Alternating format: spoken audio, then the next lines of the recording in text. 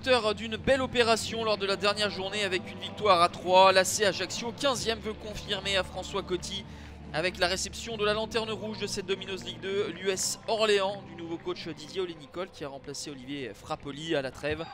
Les Orléanais se sont inclinés 1-0 à domicile face au leader brestois il y a une semaine. Et si l'aspect comptable n'était pas au rendez-vous dans l'état d'esprit, les joueurs de l'USO ont montré de belles choses et doivent s'en inspirer pour prendre des points en Corse. Le maintien reste abordable pour les Orléanais qui ont simplement 3 unités de moins que le premier non relégable. Et pour l'instant, dans cette partie, aucune des deux équipes arrive à prendre l'ascendant sur son adversaire. Les occasions ne sont pas énormes dans ces travées de François Coty plutôt vides.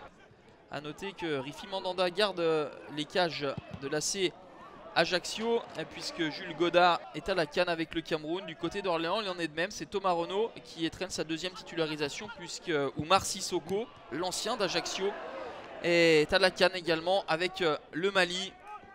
Mais que ce soit Renaud ou Mandanda, pas de grosse parade à effectuer. 0-0 à la pause. Ajaccio, 5e équipe à domicile, va devoir montrer plus pour venir à bout d'un mal classé. Les Corses qui ont déjà battu Reims, 3 ou Strasbourg, des équipes de haut de tableau ici à domicile. Ça se précise en deuxième période avec des frappes lointaines. Et sans problème toujours pour Thomas Renaud. Orléans qui n'a plus gagné depuis la mi-novembre. C'était face à Nîmes. Depuis cela, 4 défaites et un match nul ont enfoncé les joueurs du Loiret dans les bas-fonds du classement. Jean-Eudes Aoulou a même quitté les rangs de l'USO, le milieu ivoirien qui a été transféré du côté de Strasbourg.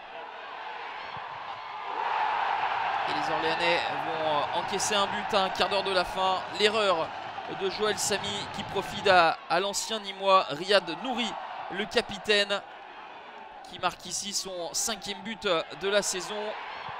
Comme face à Brest lors de la dernière journée, les Orléanais ont été vaillants sans pourtant se montrer géniaux, mais ont craqué à l'abord de la fin de partie.